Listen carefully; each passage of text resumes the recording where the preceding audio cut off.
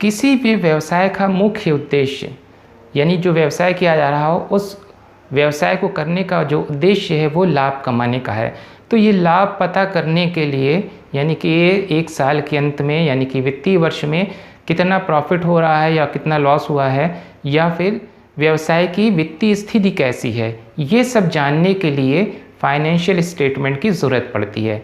तो financial statement दो part में होता है, एक तो जिसमें होता है trading and profit and loss account, और दूसरा होता है बैलेंस शीट। पीएल अकाउंट से ये पता लगता है कि एक वित्तीय वर्ष में कितना प्रॉफिट हो रहा है, और बैलेंस शीट से ये पता लगता है कि व्यवसाय की आर्थिक स्थिति कैसी है। तो सबसे पहले हम बात करते हैं ट्रेडिंग अकाउंट के बारे में। व्यापारिक खाता जिसको बोलते हैं, यानी कि वस्तु को क्रय करके विक्रय करने में जो प्रॉफिट हो रहा है वो हम ट्रेडिंग अकाउंट से पता लगाते हैं, और इस क्रय विक्रय में हम उस एक्सपेंसेस को भी जोड़ देते हैं जिसकी वजह से वस्तु का मूल्य बढ़ जा रहा है, यानी उसकी जो लागत है बढ़ जा रही है, यानी कि उन एक्सपेंसेस को, उन खर्चों को हम इसमें जोड़ते हैं जो इसका प्रत्यक्ष जिसका संबंध हो। तो इसमें जो खास खर्चे आते हैं वो मैं बता देता हूँ। इसमें ख़ास जो एक्सपेंसेस है उसमें एक तो आता है वेजेस एंड सैलरी, इसके अलावा है कस्टम ड्यूटी, रॉयल्टी है। रॉयल्टी क्या होती है? जैसे कि अगर किसी खान को इस्तेमाल कर रहे हैं तो इस्तेमाल करने का जो अधिकार लिया गया है उसके बदले जो फ़ीस चुकाई जाती है वो रॉयल्टी है। कोई पेटेंट है, पेटेंट को इस्तेमाल करने का अगर अधिकार ख़रीदा है तो उसके बदले में जो फ़ीस दी जा रही है उसको हम रॉयल्टी बोलते हैं। इसी तरीके से कस्टम ड्यूटी क्या है? जब एक कंट्री से दूसरी कंट्री में माल आता है, इंपोर्ट यानी जब करते हैं, तो उसमें जो टैक्स लगाया जाता है उसको कस्टम ड्यूटी या फिर इंपोर्ट टैक्स भी कह सकते हैं। तो ये जो इंपोर्ट ड्यूटी है ये माल के आयात पर लगाया जाता है। इसको लगाने का उद्देश्य ये भी होता है कि जो कंट्री के अंदर जो प्रोडक्शन हो रहा है, उत्पादन हो रहा है, या जो कंट्री के अंदर जो भी इंडस्ट्री हैं उनको प्रोटेक्ट करने के लिए, उनको सुरक्षा प्रदान करने के लिए, यानी कि वो उसको लॉस ना हो जाए, उसको घाटा ना हो जाए, वो बंद ना करना पड़ जाए, इसके लिए भी टैक्स लगाया जाता है। तो बात करते हैं यहाँ पर हम ट्रेडिंग अकाउंट की। ट्रेडिंग अकाउंट में दो पार्ट होते हैं, एक डेबिट साइड होता है और एक क्रेडिट साइड होता है। डेबिट साइड में जितने भी एक्सपेंसेस होते हैं वो लिखे जाते हैं, और इसके साथ साथ ओपनिंग स्टॉक और परचेज लिखा जाता है। हमारा जो क्रेडिट साइड होता है उसमें एक तो सेल्स लिखा जाएगा, और उसके साथ अगर कोई क्लोजिंग स्टॉक है तो उसको लिख दिया जाएगा। सपोज़ करिए कुछ माल परचेज़ किया है, लेकिन उसमें से कुछ माल ऐसा है जो बेकार है, या सप्लाई जिस हिसाब से ऑर्डर किया था वैसे सप्लाई नहीं हुई है, तो उसको वापस कर दे रहे हैं। यानी अगर क्रय वापसी है तो उसको हम क्रय में से माइनस कर देंगे।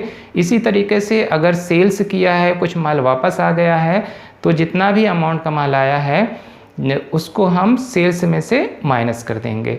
तो अगर जो क्रेडिट साइड है यानी सेल्स वाला अमाउंट है वो परचेज़ वाले यानी कि डेबिट वाले अमाउंट से ज़्यादा है, तो ऐसी स्थिति जो होगी वो लाभ की स्थिति होगी। यानी कि अगर सेल्स वाला साइड ज़्यादा है, परचेज़ वाला कम है, तो वो प्रॉफिट बताएगा, और अगर परचेज़ वाला साइड यानी डेबिट साइड ज़्यादा है और क्रेडिट साइड कम है तो वो लॉस बताएगा। तो यहाँ पर ट्रेडिंग अकाउंट से जो भी प्रॉफिट पता लगेगा उसको हम ग्रॉस प्रॉफिट बोलेंगे। अब हम बात करते हैं प्रॉफिट एंड लॉस अकाउंट की, जिसको हम लाभ हानि खाता बोलते हैं। लाभ हानि खाते में सबसे पहले हम डेबिट साइड में जितनी भी एक्सपेंसेस जो कि इनडायरेक्ट एक्सपेंसेस हैं, यानी कि जो डायरेक्ट एक्सपेंसेस थे उसको तो ट्रेडिंग अकाउंट में शो किया जा चुका है, बाकी जितने भी एक्सपेंसेस बचे हैं जो कि इनडायरेक्ट एक्सपेंसेस कहलाते हैं, अप्रत्यक्ष व्यय कहलाते हैं, उसको हम प्रॉफिट एंड लॉस अकाउंट में दिखाएंगे। तो डेबिट साइड में जितने भी एक्सपेंसेस है वो लिखे जाएंगे, और जो क्रेडिट साइड है उसमें ग्रॉस प्रॉफिट लिखा जाएगा। बाकी अगर कोई और इनकम हो रही है तो उसको भी क्रेडिट साइड में यानी जहाँ पर ग्रॉस प्रॉफिट लिखा है उस वाले साइड में लिख देंगे। अब इसमें इनकम कौन कौन सी हो सकती है, जैसे कि commission received, rent received, discount received, bad debts recovery, ये सारे इनकम्स हुए। तो इसको प्रॉफिट जो ग्रॉस प्रॉफिट है यानी कि जो क्रेडिट साइड है उसमें लिख दिया जाएगा। अब ये जो डेबिट साइड है जिसमें एक्सपेंसेस हैं कौन कौन से हो सकते हैं, जैसे सैलरी है, सैलरी के अलावा और भी बहुत सारे एक्सपेंसेस हैं जो खास हैं, उसका मैं जिक्र कर देता हूँ यहाँ पर। तो जो खास एक्सपेंसेस हैं, एक तो यहाँ पर हो जाएगा रेंट है, रेट्स है, टैक्स है, प्रिंटिंग एंड स्टेशनरी है, इंश्योरेंस प्रीमियम है, टेलीफोन चार्ज है, ऑडिट फीस है, इसके अलावा पोस्टेज है, लाइटिंग है, ट्रेड एक्सपेंसेस हैं। ये सारे एक्सपेंसेस है, इसको डेबिट साइड में लिखा जाएगा।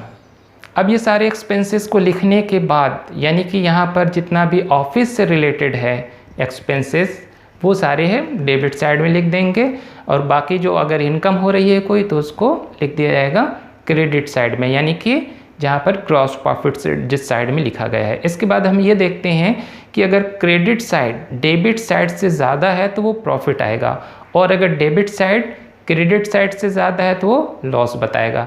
तो अगर प्रॉफिट आता है तो उसको हम नेट प्रॉफिट बोलेंगे। नेट प्रॉफिट इसलिए बोलते हैं क्योंकि ये प्रॉफिट निकालने से पहले, कैलकुलेट करने से पहले जितने भी एक्सपेंसेस थे वो सब माइनस कर दिए गए हैं।